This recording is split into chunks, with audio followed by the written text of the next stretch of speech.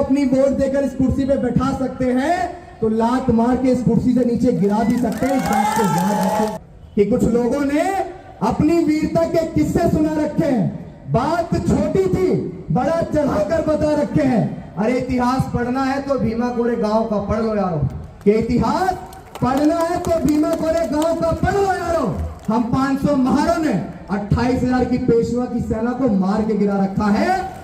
आज तो अगर हम लोग बसपा से हैं तो हम लोग बसपा के विरोधी हैं। अगर हम लोग मोहम्मद मेश्राम साहब के साथ हैं तो प्रकाश अंबेडकर के लोग हमारे साथ।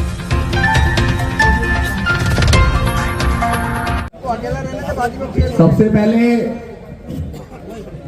सभी को जय भीम, जय भारत, जय संविधान। बहुजन समाज में जन्मे सभी संतों, गुरुओं, महापुरुषों को नमन करते हुए अपनी बात शुरू करूंगा। सबसे पहले जहां अनुशासन नहीं होता वहां कभी शासन स्थापित नहीं हो सकता है। तो हम लोग पहले अनुशासन दिखाएं, उसके बाद हम लोग जिस संकल्प को लेकर चले।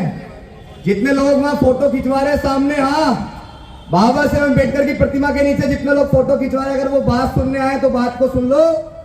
यहां सबसे बड़ा मुद्दा कि हम लोग बाबा साहेब अम्बेडकर की जन्मभूमि मध्य प्रदेश के महू से बीती 23 जुलाई को हमने एक यात्रा की शुरुआत की जिसका नाम रखा बहुजन जागो मार्च। आखिर इस मार्च को निकालने की आवश्यकता क्यों पड़ी, इस बात पे हम लोग प्रकाश डालेंगे। साथियों, आप सभी को पता है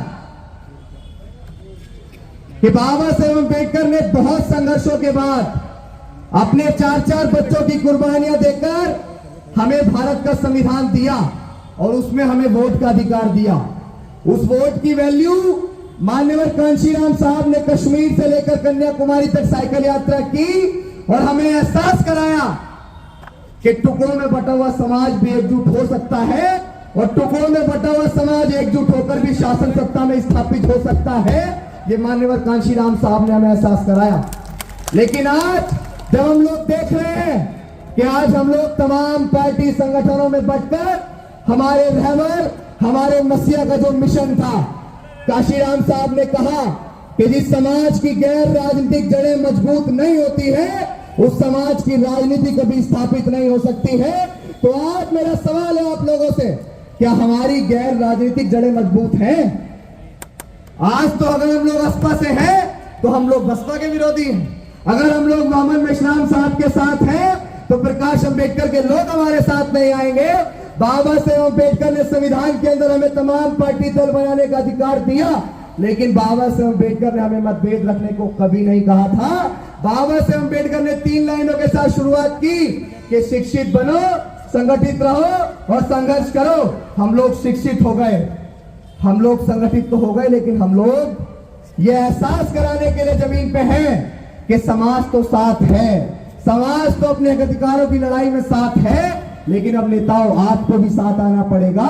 जब भी हम लोग, जो बाबा साहेब अम्बेडकर ने कहा कि 21वीं सदी बहुजनों की है, बिखरा हुआ समाज कभी शासक नहीं बन सकता है। समाज साथ है, समाज एकजुट है। कमी सिर्फ एक चीज की है कि नेताओं को एक मंच पे आना होगा। यहां जब हम लोग भोपाल पहुंचे तो हमें पता लगा कि एक बहुत बड़ा मुद्दा जो बाबा साहेब अम्बेडकर का रियल ब्लड है, अगर हम जाति पे बात जाएं, जिसको हम लोग महार समुदाय कहते हैं। एक शायरी के साथ इसकी बात शुरू करूंगा कि कुछ लोगों ने अपनी वीरता के किस्से सुना रखे हैं, कि कुछ लोगों ने अपनी वीरता के किस्से सुना रखे हैं, बात छोटी थी बड़ा चढ़ाकर बता रखे हैं। अरे इतिहास पढ़ना है तो भीमा कोरे गांव का पढ़ लो यारो, कि इतिहास पढ़ना है तो भीमा कोरे गांव का पढ़ लो यारो।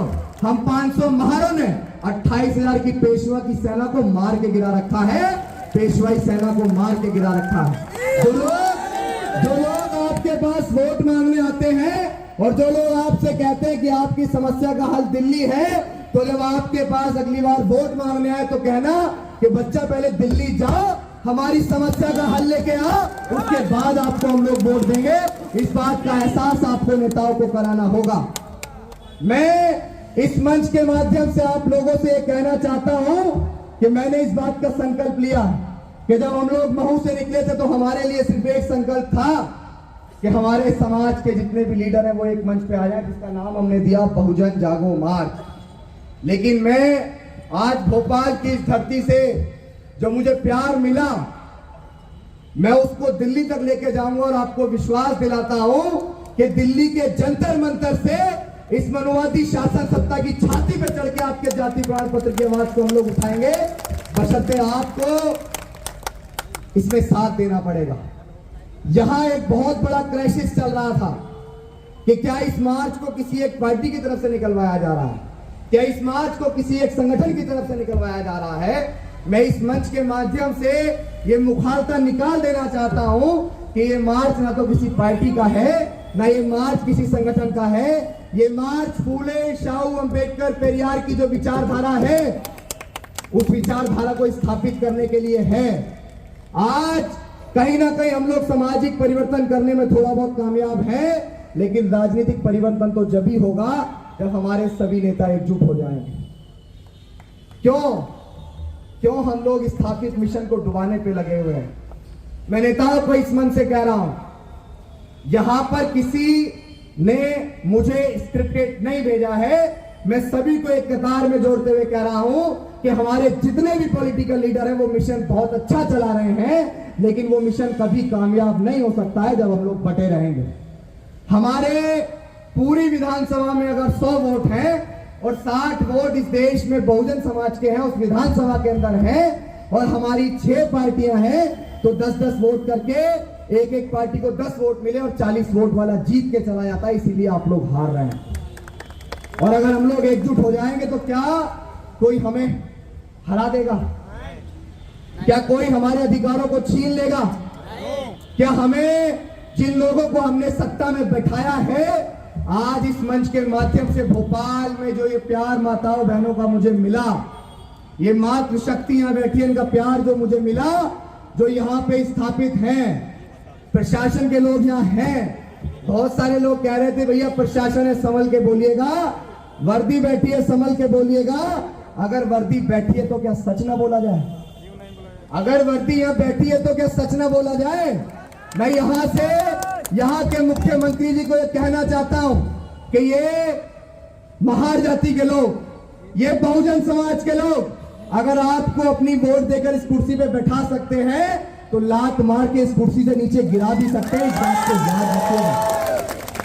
हमें कमजोर समझने की भूल मत करना मुख्यमंत्री जी। एक कागज के टुकड़े के लिए आप हमें तरसा रहे हैं, और जिस वोट की वैल्यू से आप मुख्यमंत्री बने, एक वोट के लिए तरसा देंगे, याद रखना। एक एक वोट के लिए हम लोग आपको तरसा देंगे।